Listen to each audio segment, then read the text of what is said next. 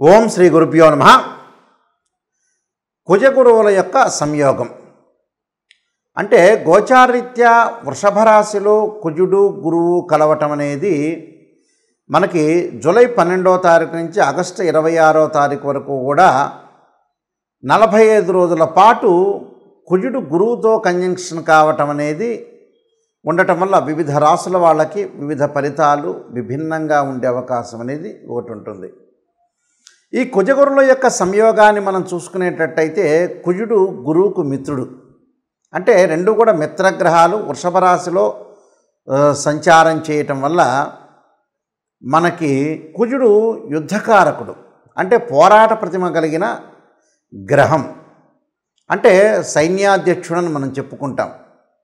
అలానే ఏదైతే కుజుడు ప్రమాదాలకి సంకేతం, అలానే ప్రమాదాలతో పాటు యుద్ధాన్ని చేయటం, కోర్టు సమస్యలు, అలానే భూ సంబంధమైన విషయాలు, అలానే అగ్రికల్చర్ ల్యాండు, ఇళ్ళు, construction, chemical companies, real estate సంబంధించిన కారకుడు అంగారకుడు. అంగారకుడు గోచారరీత్యా సహజంగా 3, 6, 11 స్థానాల్లో ఉంటే సుఫలితాన్ని ఇస్తాడు. ఎవరి రాశి నుంచి అయినా సరే అది గుర్తుపెట్టుకోవాలి. అలానే గురువు ధనకారకుడు, సంతానకారకుడు, భాగ్యకారకుడు, లాభకారకుడు, కుటుంబకారకుడు. సంతానాన్ని ఇచ్చేది ఆయనే, ధనాన్ని ఇచ్చేది ఆయనే. ధనం మూలం మిదం జగత్తు. కుటుంబాన్ని ఇచ్చేవాడు కూడా గురువే. భాగ్య లాభాధిపతులు కూడా గురువు కారణభూతుడు అవుతాడు. అంటే గురుబలం ఉండాలి అని అంటారు. వివాహం కావటానికి కూడా గురువు ముఖ్యమైన పాత్రను వహించే అవకాశం ఎక్కువగా ఉంటుంది. కాబట్టి గురువు గోచారరీత్యా తన రాశి నుంచి 2, 5, 7, 9, 11 స్థానాల్లో ఉంటే గురువు మంచివాడని మనకు గోచారం చెప్తుంది. ఇక్కడ అంటే మూల సూత్రాలు అనేవి చాలా ముఖ్యమైనవి నిజం చెప్పాలంటే, అందరూ కూడా తెలుసుకోవాలంటే. మరి కుజుడు గురువు శుక్ర రాశిలో వృషభ రాశిలో సంచారం చేయటం వల్ల ఏ రాశుల వాళ్ళకి 45 రోజుల పాటు బాగుంటుంది అనేది మనం తెలుసుకోవాలి. దాన్ని బట్టి మనకి ఫలితాలు అనేవి గోచారరీత్యా ఫలితాలు కొన్ని మారిపోతూ ఉంటాయి. కర్కాటక రాశి వాళ్ళకి కుజగురుల యొక్క కలయిక.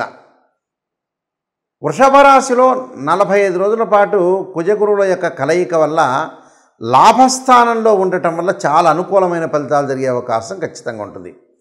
ఎలాంటి లాభాలు కలుగుతాయి అంటే లాభస్థానంలో 2 గ్రహాలు ఏదైతే ఉంటాయో ఎప్పుడు కూడా మనకి లాభం కలిగే అవకాశమే గోచారరీత్యా చెప్పబడుతుంది. This is the transit system అంటారు.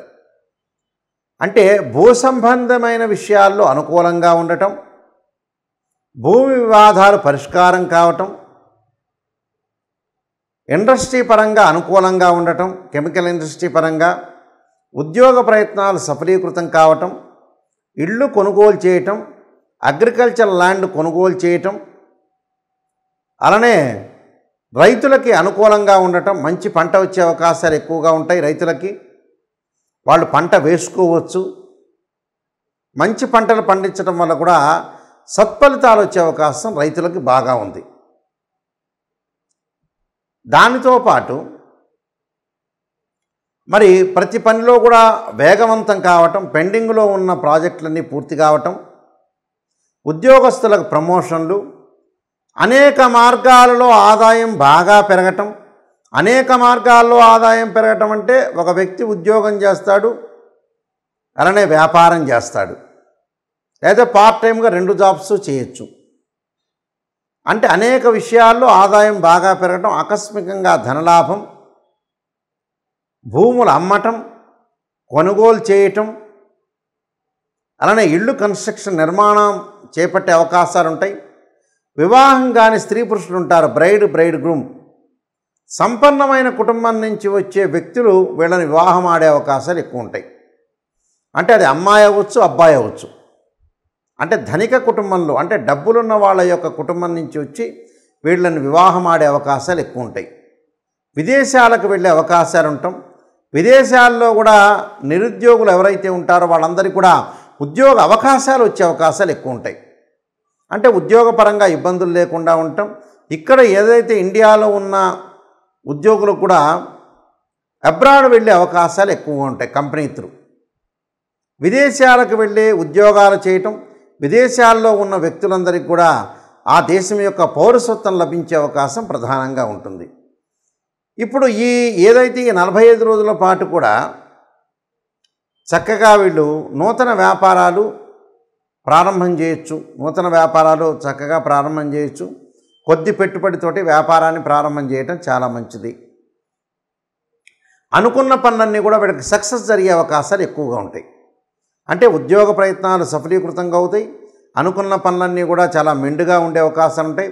ప్రతి పనిలో కూడా చాలా అద్భుతమైన రిజల్ట్స్ వచ్చే అవకాశాలు బాగా ఎక్కువ ఉంటాయి. కాబట్టి విద్యార్థులకు ఏకాగ్రత బాగా పెరుగుతుంది. ఏకాగ్రతతో పాటు స్త్రీలకి ఉన్నతమైన అభిప్రాయాలతోటి ముందుకు వెళ్ళాలని కొంత ఆలోచన పరంగా ముందుకు వెళ్ళే అవకాశాలు ఎక్కువగా ఉంటాయి. అంటే ఈ రాశి వాళ్ళందరికీ కూడా అనుకూలంగా ఉండే అవకాశాలు, అంటే ప్రయత్నాలన్నీ కూడా సఫలీకృతం అవుతాయి. ఆరోగ్యం కూడా కొంత కుదుటపడే అవకాశం అనేది ఖచ్చితంగా ఉంటుంది. నేను చెప్పిన పరిహారాలన్నీ కూడా చేసుకోండి, మీకు మంచి సుఫలితాలు జరిగే అవకాశం ఖచ్చితంగా ఉంటుంది. ముఖ్యంగా ఈ రాశి వాళ్ళు ఏమి చేయాలంటే కొన్ని పరిహారాలు చేసుకోవటం చాలా మంచిది. ఈ రాశి వాళ్ళు అంటే ఇంకా వృద్ధి చెందాలన్నా, మనకు బాగున్నా ఇంకా బాగుండాలి అని అంటే మనం వృద్ధి చెందాలంటే అంగారకుడి యొక్క స్తోత్ర పారాయణం చేసుకోవటం ఒకటి. అంగారకుడి యొక్క స్తోత్ర పారాయణంతో పాటు ముఖ్యంగా వీళ్ళు చేయాల్సింది అంగారకాయుధే శక్తిహస్తాయ ధీమే తన్నో భౌమ ప్రచోదయాత్ అనే మంత్రాన్ని, తత్పురుషాయుధే మహాసేనాయ ధీమే తన్నో షణ్ముఖ ప్రచోదయాత్ అనే మంత్రాన్ని, 2 జంట సర్పాలను దానం చేయటం, రాహుకాలంలో దీపం పెట్టడం, అలానే సుబ్రహ్మణ్య స్వామి యొక్క ఆరాధన చేయటం చాలా మంచిది. దీంతోపాటు దత్తాత్రేయ స్వామి యొక్క పాలనంతో పాటు దత్త కవచాన్ని చదవటం ప్రతిరోజు కూడా. గురువారం రోజున దత్తాత్రేయ స్వామి యొక్క పాలనం చేయటం, దత్త కవచం చదవటం వీలైతే ప్రతిరోజు కూడా చేసుకోవటం తప్పేం లేదు. గురువారం రోజున ఉదయం కానీ ప్రాతకాలం కానీ ప్రదోషకాల సమయంలో కానీ దేవానాంచ ఋషీనాంచ గురుకాంచన సన్నిభం బుద్ధిమతం త్రిలోకేశం తం నమామి బృహస్పతిం అనే మంత్రాన్ని, మంగళవారం రోజున అంగారకాయుధే శక్తి హస్తాయ ధీమే తన్నో భౌమ ప్రచోదయాత్తో పాటు ధరణీగర్భ సంభూతం విద్యుత్కాంతి సమప్రభం కుమారశక్తి హస్తంచ మంగళం ప్రణమామ్యహం అనే మంత్రాన్ని చక్కగా చదువుకోవాలి. దాంతోపాటు ఆరోగ్యపరంగా కొంతమంది ఇబ్బందులు పడుతూ ఉంటారు. శరీరే జర్జరీభూతే వ్యాధిగ్రస్తే కలేబరి ఔషధం జాహ్నవీతోయం వైద్యో నారాయణ అనే మంత్రాన్ని, మనకి ధనం కావలసిన వ్యక్తులందరూ కూడా ఓం యక్షాయ కుబేరాయ విశ్రణాయ ధనధాన్యాధిపతే ధనం ధాన్యం సమృద్ధిమే దేహిమే దాపై స్వాహ అనే మంత్రాన్ని చక్కగా చదువుకోవటం, అలానే వీలైతే కందులు దానితో పాటు శనగలు దానం చేయటం వల్ల కూడా చాలా మంచి ఫలితాలు వచ్చే అవకాశం ఉంటుంది. కాబట్టి తప్పకుండా ఇంకా వృద్ధి చెందాలంటే మనం కొన్ని రెమెడీస్ అనేవి ప్రత్యేకంగా చేసుకోవటం వల్ల కూడా మనకు మంచి జరిగే అవకాశం అనేది ఖచ్చితంగా ఉంటుంది. సర్వే జనా సుఖినో భవంతు.